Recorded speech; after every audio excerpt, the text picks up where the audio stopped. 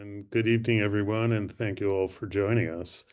Tonight's discussion on quantum science and technology is timely with the recent news coverage. For those of you who may have missed it, Governor Newsom was on campus earlier last month to sign Assembly Bill 940, a bill that will advance California's dominance in quantum technologies, helping to ensure the state continues to produce a strong talent pipeline, foster new research and development, and create opportunities for these technologies of the future to grow in regions throughout the state. Also last month, the Nobel Prize in Physics was awarded to Emeritus Professor of Physics John Clark for his discovery of macroscopic quantum mechanical tunneling and energy quantization in an electric circuit. The circuit laid the groundwork for the development of the superconducting qubit, or quantum bit, the basic component of many of today's quantum computers. The United Nations has named 2025 the International Year of Quantum Science and Technology, highlighting quantum as one of the most exciting frontiers in science today. The quantum computing market alone is experiencing unprecedented expansion that rivals the early days of the internet and mobile computing revolutions.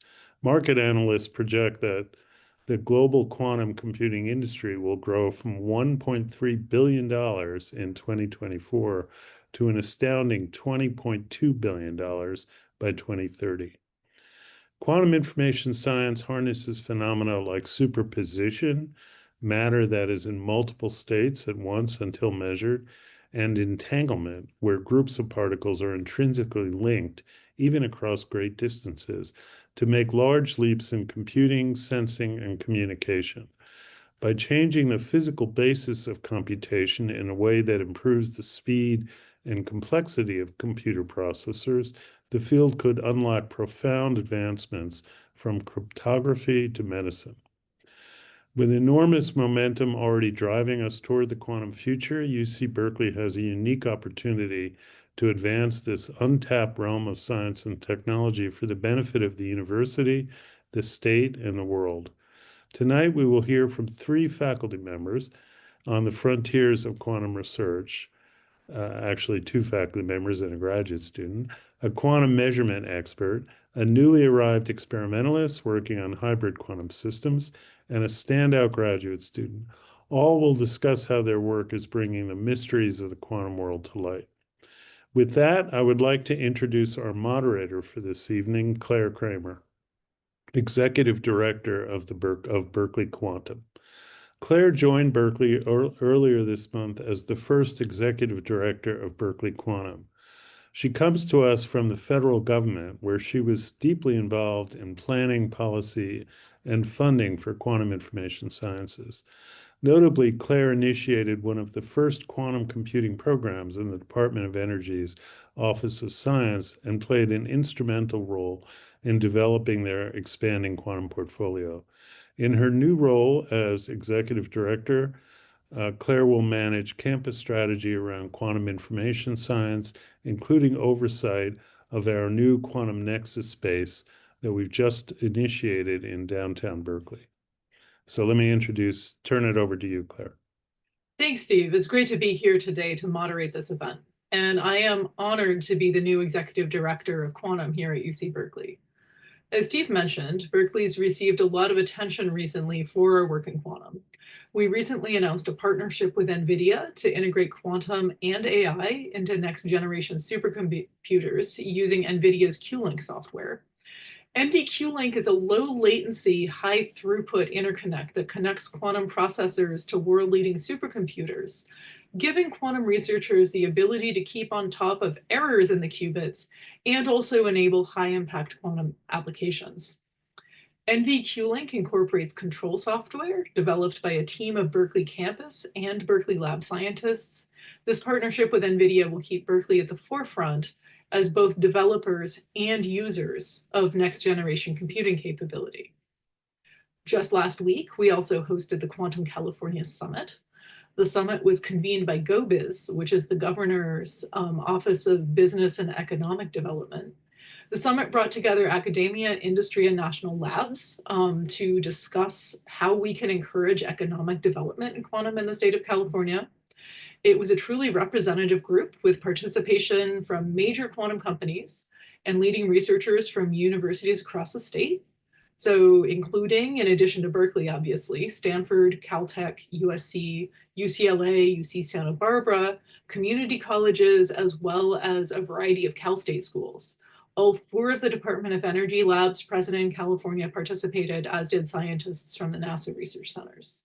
We are very proud to have Berkeley as a launchpad for the new statewide quantum initiative. Now let's dive into the topic of tonight's conversation. As our speakers present, please add your questions in the chat. We will keep track of them and we'll try to address as many of them as we can at the end of each presentation. It's my pleasure then to introduce our first speaker of the evening, Shimon Kolkowitz, Associate Professor and Herst Chair in Physics.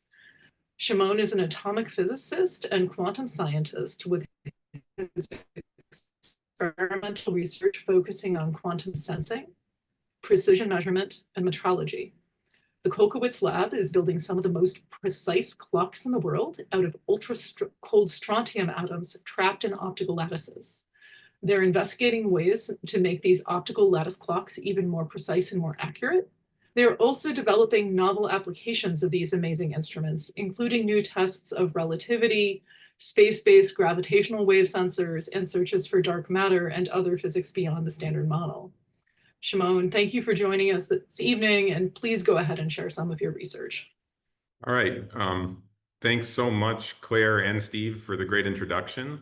That really makes things a lot easier for me. It's a pleasure to be here today and an honor. And so I thought I would start by giving, since I'm the first speaker, giving a little bit of an overview of what quantum science is and why we're so excited about it, why the state of California is investing in it, why we have a brand new, we're very excited to have Claire as our brand new executive director of quantum. So why do we need an executive director of quantum?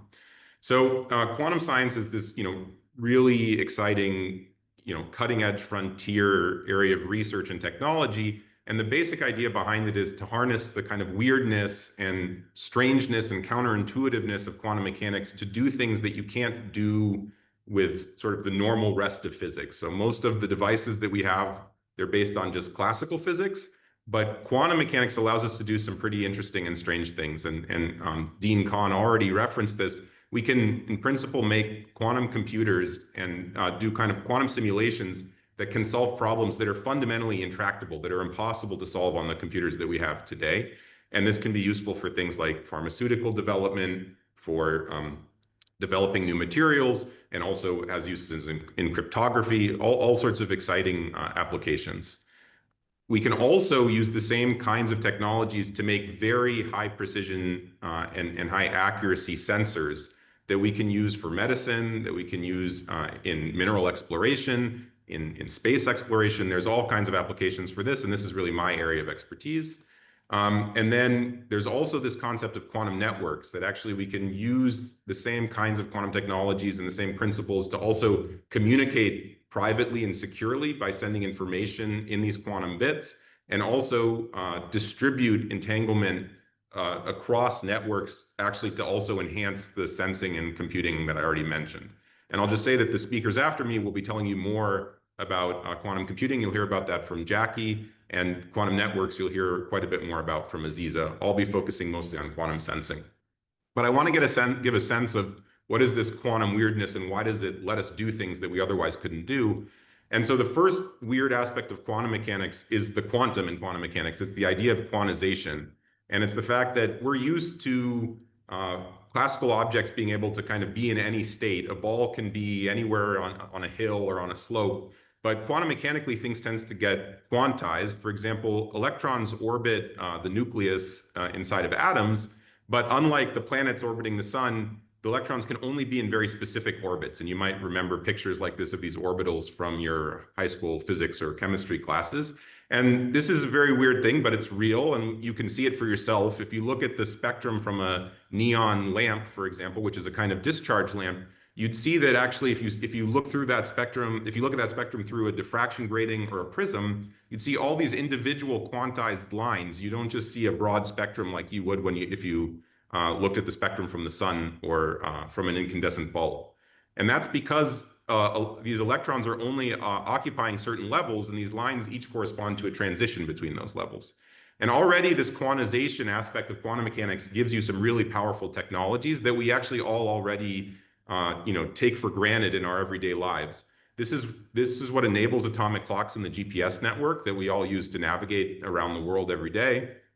It's also what gives us the laser, which is used all over the place for telecommunications, for medicine, all kinds of things. And it's the same principles actually that allow us to take MRI images inside of your body to diagnose maladies and things like that. So this is sort of a first generation of quantum technologies that already exists in the real world, but these generally involve many billions of atoms, and the atoms are all generally behaving independently from each other.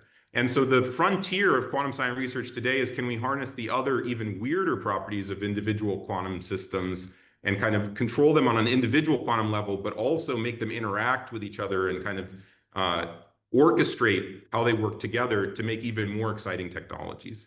And to give you a sense of what these even weirder properties are, I already described how an electron around the nucleus can only be in specific states. And that's true. So it can be in a state that we can label, let's say 0 and 1, to think about this as a kind of bit that can store information and do computation with. But then what's very strange about quantum systems is, while they can only be in one of these two states and not in between, they can actually also be in both states at the same time. And this is what's known as superposition. It's a very weird and counterintuitive phenomena that we don't really experience as classical beings. And you might doubt that this is true, but we can really see experimental evidence of it. An example of that is this famous double slit experiment. You can take a beam of electrons and send them one at a time through two slits in a sheet, and then look at how they arrive on a screen that can detect where each electron arrives. And if you did this experiment with a laser, which we all agree is kind of made up of electromagnetic waves, you would see an interference pattern from the beam passing through both of these slits and then interfering. But the amazing thing is the exact same thing happens with electrons. If you send electrons through one at a time and you start to look at where they're most likely to appear on the screen, you see that even though they're appearing one at a time, they actually still form this interference pattern. And that's because electrons are both particles and waves. This is what's known as particle wave duality. And they can really be in a superposition of passing through both slits simultaneously. That's really strange. Even weirder is you might doubt that this is real, and you might say, well, I can't believe an electron can go through two places, be in two places at once and go through these two slits. I'm going to check. And if you try to measure, you would actually find that the interference patterns go away. And that's because the act of measuring or interacting with a macroscopic system actually fundamentally alters the quantum system. And this is the kind of weird quantum phenomena that in principle we can harness to make very powerful sensors. The last bit of weird quantum phenomena that I want to tell you about is what's known as entanglement. And this is the idea that in addition to being in superpositions, we can actually make these quantum systems interact with each other so that their quantum states are fundamentally intertwined. And now, not only are these quantum systems in multiple states at once, but I can't even separate their quantum states. They're actually fundamentally in a joint state that I can only talk about and consider together. And I can take these two atoms, let's say, that make these two quantum bits or qubits, and put them on opposite ends of the Earth, one here in Berkeley and take one to Australia. And still, if I measure one here in California and I measure the other one in Australia, I won't be able to predict the outcome of the measurement before I do it, but the outcomes will always be correlated. And this is a very weird, very surprising behavior that actually Einstein famously believed couldn't possibly be correct. And yet we now know that it's correct. And in fact, the 2022 Nobel Prize was awarded for proving that this behavior is actually the way nature really works. And I'll mention that the first tests of this to prove that this was the case were done here at Berkeley by John Clauser. And as Steve Kahn mentioned, you might think, okay, but that only happens for very small particles, maybe for individual atoms or for individual photons, the kind of measurements that were done in this Nobel Prize. But in fact, we now know that you can manifest these same behaviors in macroscopic objects. And that was the subject of the 2025 Nobel Prize that was actually awarded to a team that did the research here at UC Berkeley, including John Clark, who's still a professor here, but also Michelle Deveray and John Martinez, who were in his group at the time as postdoc and graduate student. Okay, so that's quantum science in a nutshell. And now I want to very quickly tell you about what we're trying to do with quantum science in my lab to make very precise quantum measurements. And in particular, I work with atomic clocks. So what is an atomic clock, or what is a clock? A clock is just something that we use to keep track of time. And in particular, we use what are called local oscillators, or something that exhibits periodic phenomena, like one of these quartz tuning forks that you have inside of your computer that you're watching this on. And we just count the oscillations or vibrations of this little tuning fork to keep track of time. The issue is every tuning fork is different, and they also have a tendency to age. And as they age, the frequency that this tuning fork oscillates at changes. So we need some way to correct for that and all agree on the time. And the atomic clock is the way to do that. Basically, we take advantage of this quantization I already told you about and compare the oscillations of this little tuning fork to one of these internal transitions. And doing that, we can feed back and correct for the drift of and imperfections of this man-made object and make very precise clocks. We've now gotten so good at making atomic clocks that these clocks have reached accuracies and precision of 1 second in 14 billion years. And my research is really focused on figuring out what else can we do with that precision and accuracy aside from keeping really good time. There's a lot of things we can do with it. And just very quickly, one example of that is to use this to test relativity. The only real manifestation of general relativity that we can see in the lab and on Earth is the concept of what's called the gravitational redshift or time dilation. And this is another very weird prediction of physics, of relativity, that says that because of Earth's gravity, if you raise one clock up with respect to another clock, otherwise identical clock, that higher clock will actually tick faster than the lower clock. Time is different depending on your height off the surface of the Earth just because of gravity. It's a very small effect. It's a part in 10 to the 16 effect. So you need to measure things at 16 digits of precision to see it. But nevertheless, what this actually means is that right now, as we speak, your head is actually aging slightly faster than your feet. This was a major plot point in the movie Interstellar. So it seems like science fiction, but it's also reality. And in fact, scientists at NIST, where our executive director used to work, actually, of quantum used to work, demonstrated in 2010 that if you raise one clock up a foot with respect to another clock, they could just barely observe the difference in the rate that time was passing. In my lab, we're trying to push on this and see if we can really test this at even higher levels of precision at smaller length scales and really explore how quantum mechanics and relativity interact. And so this is just showing you images from our experiments where we make little strings of chains of atoms and do clock comparisons between them. And doing this, we actually demonstrated that we could see the gravitational redshift or time slowing down at the millimeter to centimeter scale. Or in other words, we can tell that the top of a penny is actually aging faster than the bottom of a penny. There's lots of other really exciting applications of this technology, but I'll leave it there and just acknowledge all my group members who did this work and the funding agencies that supported it. And now I'm sort of happy to take questions. Yeah, thanks, Shimon. That was great. We do have some questions for you. Great. Brace yourself. What are the largest particles that can give the two-slit result? Oh, that's a fantastic question, actually. Yeah, that's a great question. That's an area of active research. And there are scientists that have managed to do it with very complex molecules made up of hundreds of atoms. So we can see this behavior manifest itself in larger and larger systems, but it's still challenging to see these kind of phenomena in macroscopic systems. As I mentioned, the Nobel Prize was actually awarded to work done here at UC Berkeley to demonstrate that you could see this phenomena in the kind of collective behavior of electrons and superconductors. So that's another example where you can really see this phenomena manifest itself in a macroscopic system, in a circuit that you can actually connect leads and wires to. But the largest object or particle that people have managed to see this double slit experiment with is with large molecules consisting of hundreds of atoms. So Shimon, where is the boundary between microscopic and macroscopic? Yeah, that is a fantastic and very deep question that I could probably take the rest of this evening, the rest of this session, and then some to answer. The short answer is that it really depends on the circumstances. What we're really working on as quantum scientists is pushing that boundary, making larger and larger and more complex systems that still manifest quantum behavior. We don't really know how far we can push that.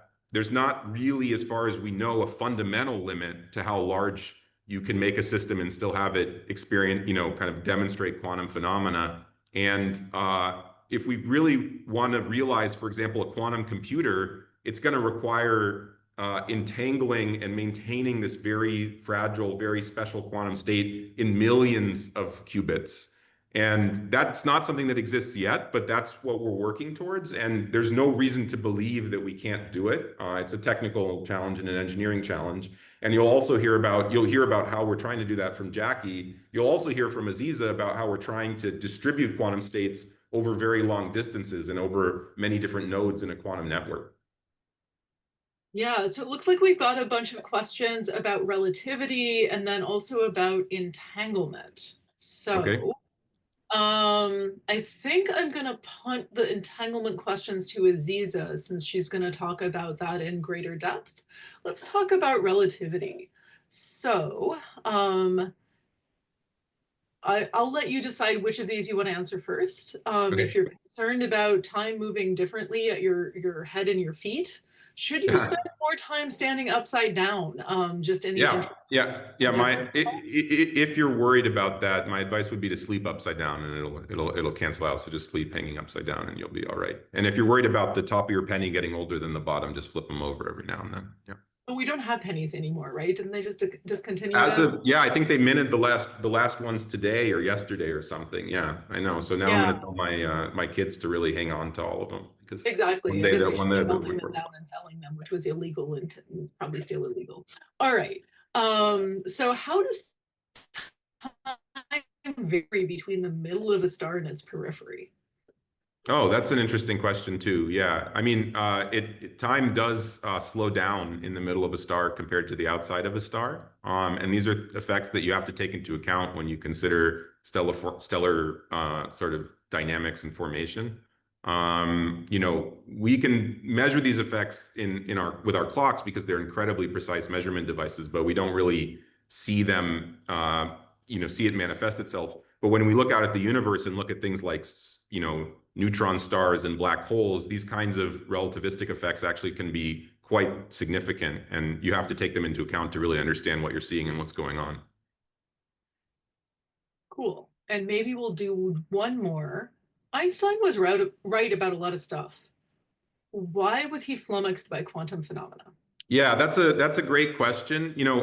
I'll make two comments about that. One comment is that, quantum phenomena is very, very counterintuitive. And I think Einstein was really unique in having incredibly deep intuition for physics and a deep understanding that gave rise. I mean, he really helped discover quantum mechanics, and he also helped and explain it. And he also helped, he really invented himself the concepts of special relativity and general relativity. And that all came from a very deep intuition, having thought experiments about what is it like if I ride a motorcycle next to a light beam and things like that, a light wave. And quantum mechanics kind of is resistant to that. It's very counterintuitive and strange, and we can't experience a lot of the phenomena for ourselves. And then also some of the things like specifically entanglement and the idea that quantum mechanics is fundamentally non-local seem to violate some of the principles that Einstein really used to build up relativity. And in fact, we don't exactly know how to combine relativity and quantum mechanics. So that's a challenge. But the other comment I'll make is people like to point out the things that Einstein was wrong about. And in some sense, he was kind of often pretty confidently wrong about things. But the way that Einstein was wrong is the right way to be wrong about things. He was always deeply insightful, and he came up with incredibly helpful thought experiments that we still use to understand, and that we still find informative in our understanding of quantum mechanics now. So for example, these entangled pairs that Einstein thought couldn't exactly exist the way we understand them are called Einstein-Podolsky-Rosen pairs, because this kind of issue that he raised was so fundamental and so important. And in fact, thinking about that thought experiment is what allowed us to prove that this really is the way that reality works. So if you're going to be wrong, I would say be wrong like Einstein. Great. Well, thank you so much, Shimon. And for the person who wants to know what the biggest outstanding question in theoretical physics is, the unification of gravity with quantum mechanics is a good candidate for that. But we can poll our panel of speakers at the very end and see what they think. So thanks, Shimon. We'll have a few minutes at the end for more questions, as I just mentioned. So now we will move on to our second speaker of the evening, Aziza Suleymanzade.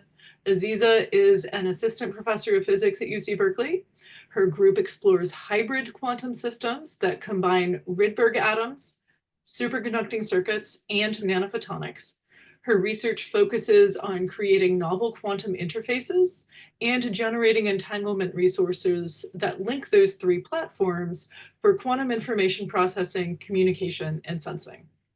Prior to joining Berkeley, Aziza was a postdoctoral scholar at Harvard University, working on silicon vacancy-based quantum networks in diamond nanophotonic cavities.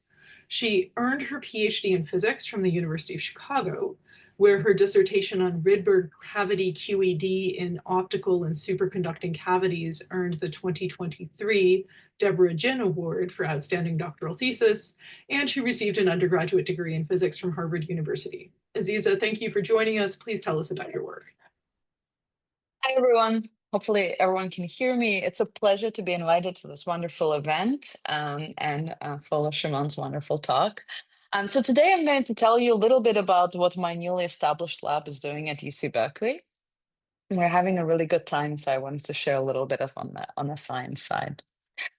So what we're doing generally is we're building quantum networks. We're experimentalists, and we're really trying to make quantum networks a reality in the physical world.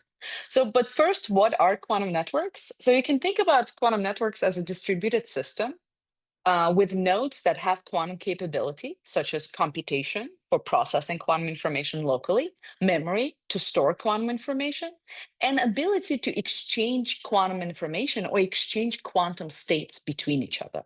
So you can think about it as a similar idea to an internet, which is a classical network between devices and servers and computers and clusters.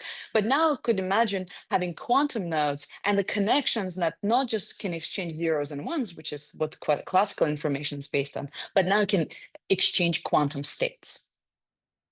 For exchange of this information, the good news is that the same fibers that you use for long distance fiber optic communication for the really fast internet are also the channels that are best for exchanging quantum information over long distances. We can also exchange quantum information via visible photons and also even the microwaves, which is in the range of the microwave ovens you use to reheat your food. But the distance over which the quantum information can travel or the encoded information can propagate using light particles is much shorter. So telecom fibers are good for a reason.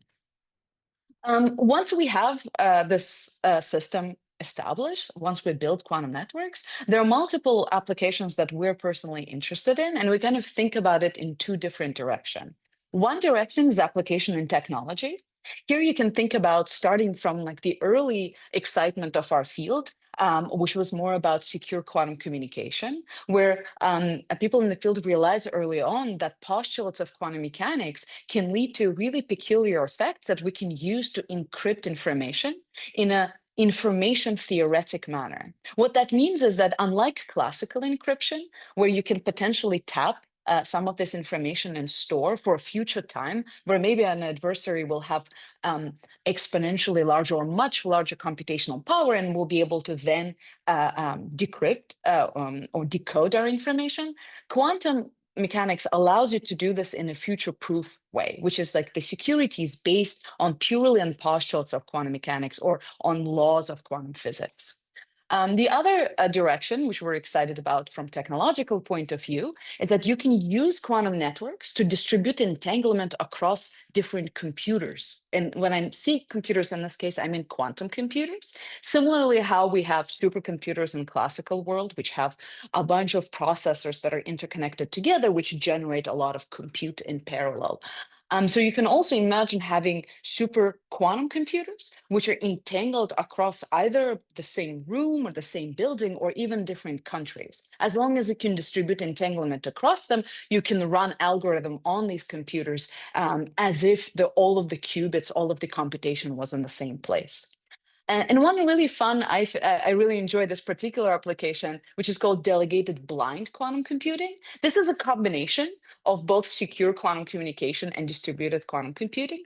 You could imagine that maybe the first really fault-tolerant universal quantum computer that could have some utility for computational purposes would be at some data center. Maybe it will be distributed across many servers. Maybe it will be one large computer, but it's most likely that us clients will not have it in our room or in our house. Then in that case, as long as these servers can distribute entanglement and send you the photonic part of it or the optical part of it, you as a client can hook up to the server via fiber and run algorithms on the server. And again, similar to secure quantum communication, the entanglement will allow you to do this with information theoretic security, or maybe say different with the security that's future-proof and is not based on complexity of adversaries, potential of compute, or a litigation.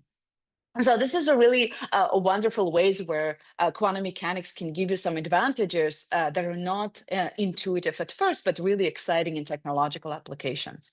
The other direction, which is actually very near to maybe Shimon's science, is thinking about quantum networks from the point of view enabling big science. And when I say big science, I mean really large baseline, really distributed kilometer scale probes of fundamental physics. One could imagine taking Shimon's atomic clocks, which are extremely precise and very powerful, and distributing entanglement across them. This would allow us to compare time between the clocks better. And not only that will allow us to have better sense of global time, but also now we can envision this entangled atomic clocks, maybe even in space or across our planet, as a network of sensors that now can probe things like changes of really minute parameters about some fundamental constant, or even as a tool for detecting like new candidates for dark matter.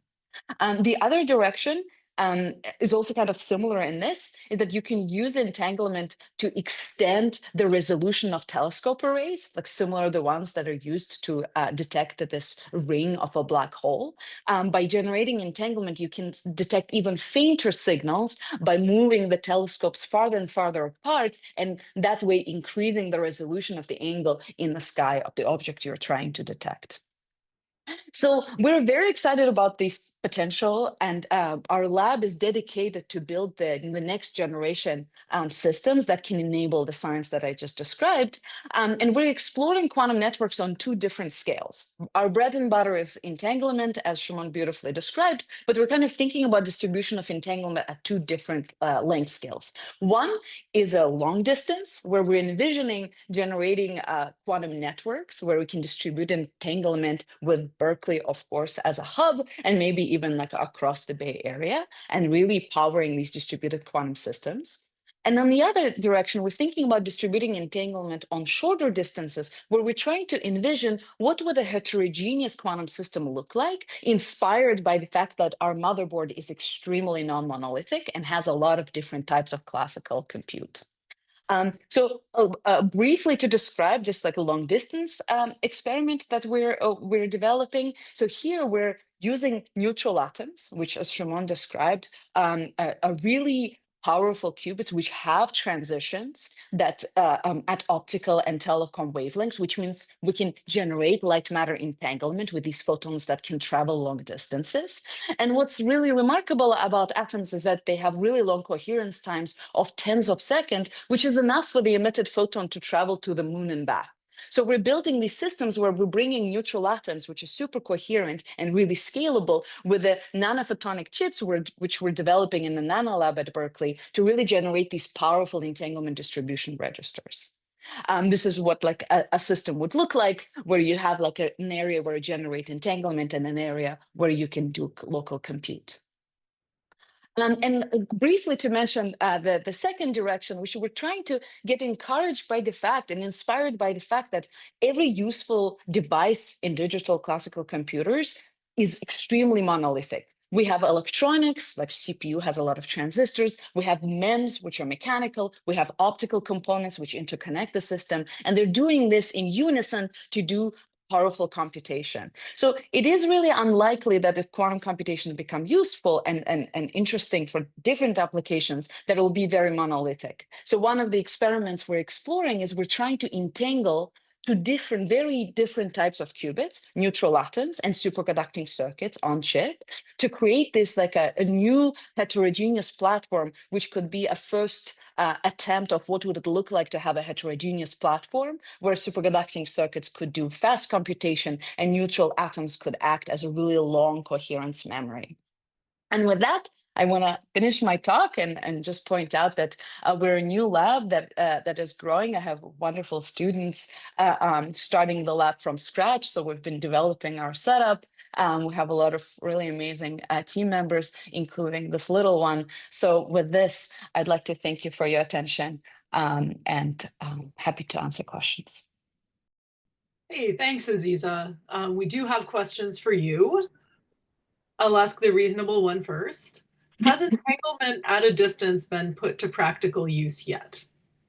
Yeah, so this is a really interesting question. People have been really excited about using cryptography to use for longest time. Actually, this is interesting. It was decades ago where in Switzerland, in a small town, the people have performed elections using quantum information distribution. So people have been doing this for a long time. Whether this is practical at scale, where everyone would move their, election protocols onto quantum information secure protocols, that's not clear because there's a lot of practical challenges.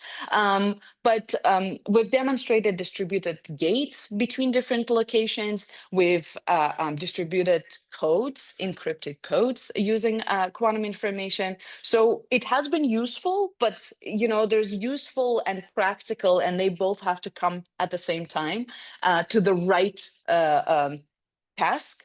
And that I cannot really comment on, but people have been using it for quite some time, yes. That's really interesting. So is the speed of the connections between the entangled qubits limited by the speed of light? Yes, always. Yes. So this is something that I get asked a lot. So this entanglement paradox has puzzled people for a while, as Shimon pointed out, since like EPR paradox and Einstein's puzzlement. But the idea is that even though this entanglement can be distributed, and by measuring one particle at a distance, you can affect something at the other point. The thing is, just affecting something randomly is not communication. Communication requires intent, and intent requires confirmation. So confirmation of this quantum protocol has to happen classically. So you will at least have to propagate between A to B via classical communication. And like, for example, for a photon in a visible, let's say telecom fiber, the photon can propagate 20, 30 kilometers in 200 microseconds. So it's not that bad. No, that's not bad at all. 20 microseconds, no big deal. So one last question we have to ask, is there a way this could be used for teleportation? Yes, absolutely. So we can definitely teleport states, and distributing bell pairs or distributing entanglement is exactly the way you would do it. So you generate entanglement as a resource for teleportation, and then you can kind of input the wave function you want, or like quantum state. Let's say you can do local gate here, and then you can measure it out, and that teleports the state on to the point B. Again, you will still need to have classical communication, but you can absolutely teleport using entanglement. Yes. Okay, so we're not beaming up Scotty yet, but maybe later. Yes. Okay, great. Thank you so much. In the interest of time, we should now move to our final speaker of the evening, Jacquelyn Ho. Jacquelyn is a sixth-year graduate student in the ultra-cold atomic physics lab led by Professor Dan Stamper-Kern. Her research focuses on cavity quantum electrodynamics with atom arrays for quantum information science and also for studies of exotic phenomena in many body systems. She was awarded a National Defense Science and Engineering Graduate Fellowship. And at Berkeley, she has also served as selection committee chair of the Physics Innovators Initiative Scholars Program and as an organizer for the Physics Directed Reading Program. She received her bachelor's degree summa cum laude in physics from Harvard. Jacquelyn, please tell us about your work. Great. Thank you so much for the kind introduction, Claire. I'm very excited to be here today to tell you a bit about my graduate research in the Stamper-Kern group here at Berkeley. The focus of my talk is atom arrays interacting with light. So you've already heard from Shimon and Aziza about how we interact atoms with laser light to do things like timekeeping and quantum networking. I personally find it really incredible how well we're able to control atoms with lasers. It's actually pretty remarkable. And as an example, here's a video that we took in our lab at Berkeley. Each bright spot on the screen you see here is a single atom, and we're able to hold them in place and make them fluoresce so brightly that we can just image them directly onto a camera. And not only that, we can move these atoms around into different configurations, such as a sorted array like seen here in the center of the screen. We use laser light to cool the atoms down to roughly a millionth of a degree above absolute zero, and then we use tightly focused laser beams called optical tweezers to trap single atoms. By moving around these optical tweezers, we can create these ordered arrays. In our lab, we are particularly interested in engineering strong interactions between atom arrays and single photons, or particles of light. We achieve this by placing our atom array in between two highly polished mirrors, which form what we call an optical cavity. The cavity is essentially a resonator for photons, so photons can bounce back and forth between these mirrors many times, thus interacting with the atoms many times, before they eventually leak out of the cavity. Now, as I've progressed in my PhD, I've found that cavities can enhance the types of experiments we do with tweezer arrays. Tweezer arrays have really revolutionized quantum science in the past decade. For instance, being able to shuttle atoms around allows us to entangle an atom with any other atom in the array, and this is extremely powerful for quantum computation. However, we still have a ways to go before we build a quantum computer that actually outperforms our best classical computers. On the other hand, a rather different use of tweezer arrays is quantum simulation, where we assemble atomic systems that simulate quantum models for things like the behavior of electrons in solids. These types of experiments are already teaching us a lot about complex many-body systems. In the rest of this talk, I will discuss our results relating to both quantum computation and simulation, starting with quantum computing. Now, a crucial aspect of achieving fault-tolerant quantum computation is performing quantum error correction.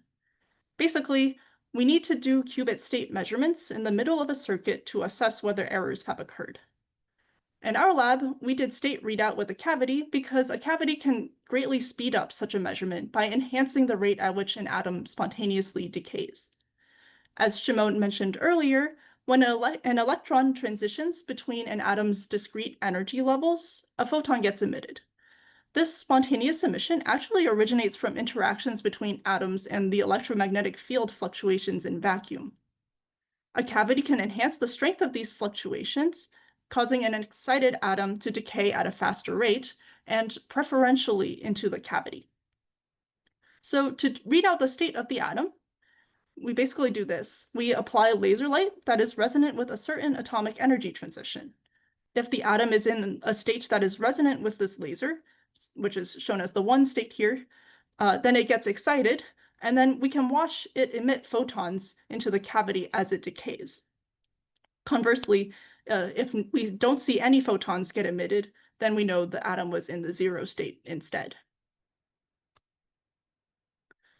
However, we have to be a bit careful when we perform our measurements because we don't want to destroy any information stored in qubits that aren't supposed to be measured, and quantum information is very delicate. So what we did is we performed fast readout of the state of 1 qubit inside the cavity, which here we call qubit A, without affecting the state of a qubit outside the cavity, which here we call qubit B. The state of a qubit can be represented as an arrow on a sphere, where the poles of the sphere correspond to the states 0 and 1. When we create an equal superposition of 0 and 1, the arrow points somewhere along the equator of the sphere.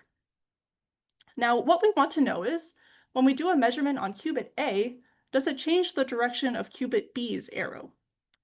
We tested this in our lab by measuring qubit A in between rotations of qubit B's state, then measuring the probability of qubit B ending up in the 0 state.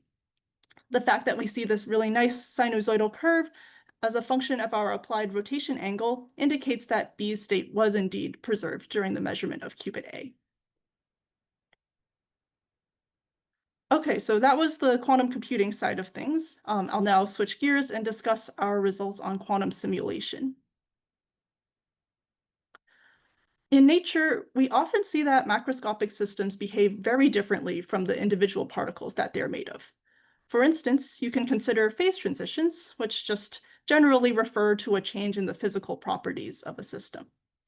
A rather mundane example from everyday life is an ice cube melting into water. A more exotic example you may have heard of is when certain materials become superconducting at low temperatures, meaning that their electrical resistance vanishes. Now, you'll notice that these photos show phase transitions in macroscopic objects. Although phase transitions are ubiquitous in nature, there's still a lot we don't know about their quantum origins. Like, how does one go from a quantum description of a few particles to these many body systems that exhibit these weird behaviors? In our lab, we tackled this problem by examining phase transitions in intermediate size, or mesoscopic systems, basically by building them up atom by atom. The phase transition we studied comes from cavity photons mediating forces between atoms, which is something we call optomechanics. So here, we again place our atom array inside the cavity and shine laser light onto the atoms, but this time we use the tweezers to place the atoms at locations where they actually shouldn't be able to emit light into the cavity. However, fluctuations in the atom positions can result in the emission of cavity photons, which then exert forces back on the atoms, causing the atoms to physically move to locations where they can scatter more light into the cavity. This ultimately leads to a phase transition between there being no light in the cavity at all and there being a lot of light in the cavity because the atoms are all collectively emitting. These experiments gave us unprecedented control in studying finite size effects on the emergence of a phase transition, which you can see in these data. As we turn up the intensity of our drive laser, we see a bifurcation in the cavity photon field amplitude for different atom numbers. This shows that the system suddenly transitions from having a dark cavity to having a cavity full of light. And most importantly, we can see such a transition happen in a system with just a mere 10 atoms. Okay, so with that, I hope I've given you a glimpse of the exciting experiments we do here at Berkeley, interfacing atom arrays with quantum optical systems. I also want to acknowledge the Stamper-Kern group because it really was a team effort that made this work possible. So thanks for listening, and I'm happy to take any questions. All right, thanks again, Jacquelyn. We do have questions for you. First a question about phase transitions. You said you were studying mesoscopic phase transitions, and then you gave us the example of water and ice and steam that's very familiar from high school, chemistry class. What have you learned about mesoscopic phase transitions that's different than macroscopic phase transitions? Yeah, that's a really good question. So this was something that we wondered when we set about to do these experiments. And I would say what we found is the difference really manifests in terms of timescales. So I'll just mention that in macroscopic systems, you'll see phase transitions that involve something called symmetry breaking. So for instance, in a magnet, like all the particles having their spins pointing in the same direction, but they can point, say, this way or this way. But then they'll just stick there. You'll never see them flip from this to this. But in a mesoscopic system, the timescale for this kind of switching event to happen is actually something that's experimentally accessible. So what we are able to observe those kinds of dynamics in our experiments, but it's not something that you would normally see in everyday life when you have these macroscopic objects. So I would say like the dynamics side of things is really where we can make discoveries in the lab. Right. Another question. We've heard a little bit from you and also from Shimon about atom arrays. So can you tell us a little bit more about those arrays? Why would you use an array like that? How do they work? And what are the advantages and disadvantages of using atom arrays for quantum computing or clocks like you guys have described? Yeah, so I can address a bit on the quantum computing side of things. Um, so I would say this like ability to basically put atoms wherever you want in whatever geometry is just extremely powerful. And it's particularly useful in quantum computing when you want to be able to entangle many different atoms that may originally have been located in different places, but you can just, move them around and make them interact with each other, and you can basically pick any arbitrary pair of atoms to entangle. And this is some flexibility that doesn't come for free in other platforms, such as like superconducting circuits, where your qubits are actually kind of like fixed in place, and if you want to connect this one with this one, you have to put a wire there. So that kind of platform doesn't have this kind of flexible geometry, which could be useful when you're designing your quantum circuits. So that's one advantage of atom arrays. I would say another advantage of atom arrays is a bit more technical, but you can actually do these kinds of entangling gates and measurements all in parallel, just from the way. This also is a result of the geometry, but this can also basically speed up any kind of computation you do. There are also downsides. I would say one of the downsides is that it's actually pretty slow to move these atoms around. Like if you try to move a tweezer too fast, the atom could just fall out of the trap, and then it's lost forever.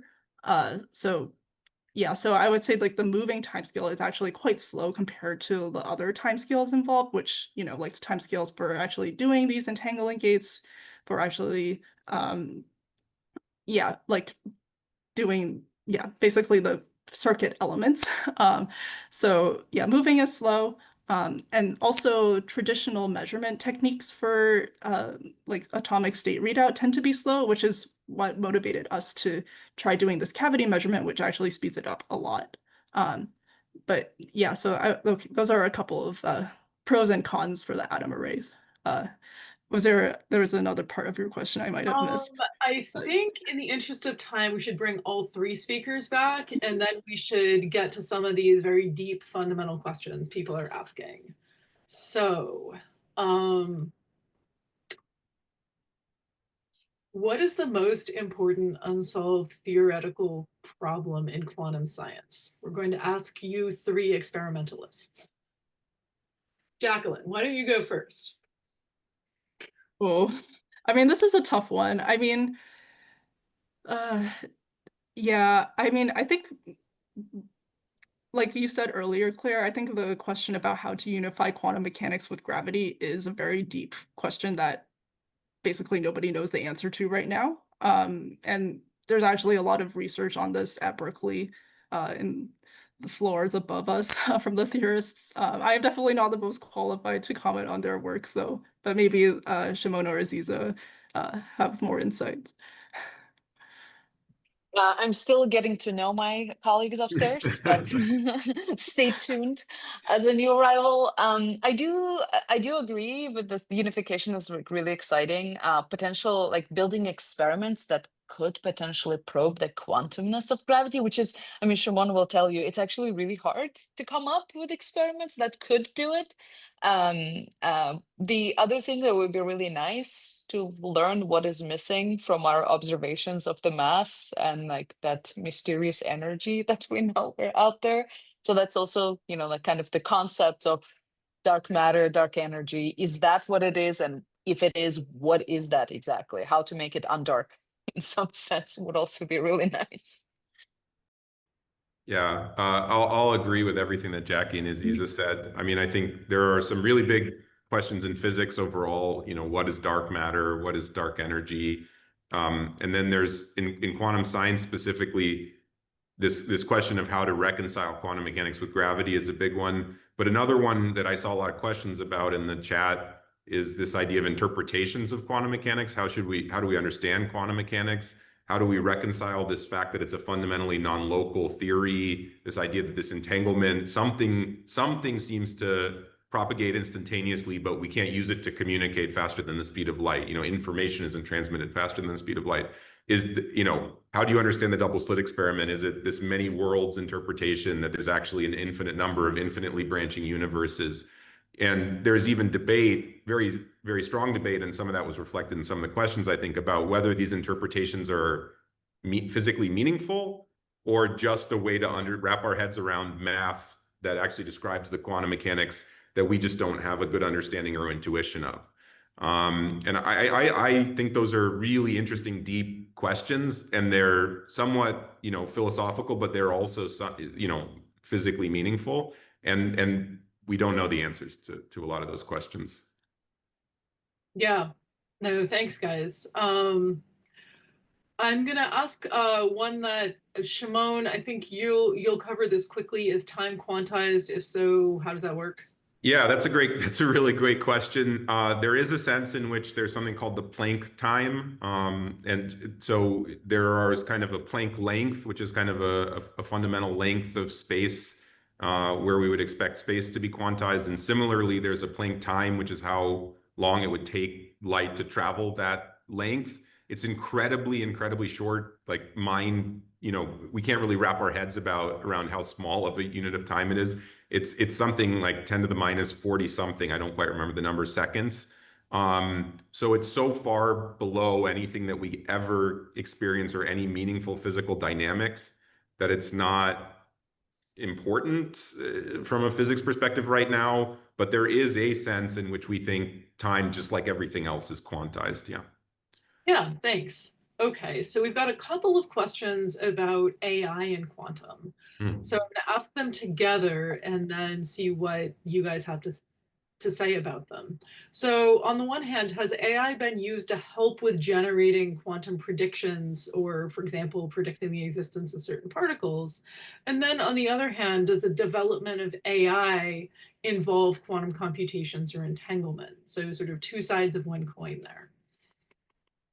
Yeah, I'm happy to try to take a stab at that, and then Aziza and Jackie should feel free to jump in. So AI is a very useful tool, and we are already using it in quantum science. One example is that when you make a quantum computer, the real frontier of realizing these quantum computers is something called quantum error correction, which is a way to deal with the fact that these systems are fundamentally noisy and messy. They're always interacting with the surrounding environment, even though we really don't want them to, because that destroys the quantum state. And so there's a amazing idea that it's shocking that it works, but where you can use something called quantum error correction to kind of handle that and correct for that and keep your quantum state alive. And it turns out that involves doing a lot of very subtle measurements of what's going on in your quantum computer without disturbing the quantum state, and then interpreting that to understand what the error might have been and how to correct it. And now the cutting edge thing is to actually use AI, to use machine learning to help with decoding what's called the error syndrome, the signal that something has gone wrong, and figuring out what the correct corrective action is. And so Google and other people like that, who are trying to build these quantum computers are already using machine learning and AI-like algorithms to try to realize their quantum computers. And we heard from Claire at the start, this partnership with NVIDIA. That's an example where actually we're going to need supercomputers to run our quantum computers, classical supercomputers to help run our quantum computers. And there's people here at Berkeley working on realizing, the technical requirements to do those kind of things. On the flip side, this question of, can quantum computing help with AI? Existing AI systems do not use quantum computers. That's based entirely on classical computers and kind of the standard, computation that doesn't involve these qubits. There's ideas about how adding a quantum computer might help with AI, but I would say these are kind of open questions. We don't really know the answer to how much adding in some quantum capabilities would really help with AI. And I would say AI is already doing pretty impressive things without it. and it's not entirely clear. There's not very, as far as I'm aware, super good motivation to say that it could, significantly improve or enhance the performance of AI. But Aziza, Jackie, I don't know if there's anything you want to add. I personally also, aside from the decoding for error correction, haven't seen too much of use. And there's also even that is an active area of research. Like when we use AI in our field, the task is usually, can AI do this better than us? And then there's always back and forth between us, which is actually kind of fitting to the field, because a lot of quantum examples, like quantum experiments, are like, can the quantum computer do this better than a classical computer? Now you add an AI, and now you also have to beat AI. So there's a lot of benchmarking happening, and it's not trivial. So I wouldn't make a strong statement right now from my knowledge, which is limited, about AI, whether AI can even decode for error correction better than like our analytical protocols. But it's definitely one area that people do use it.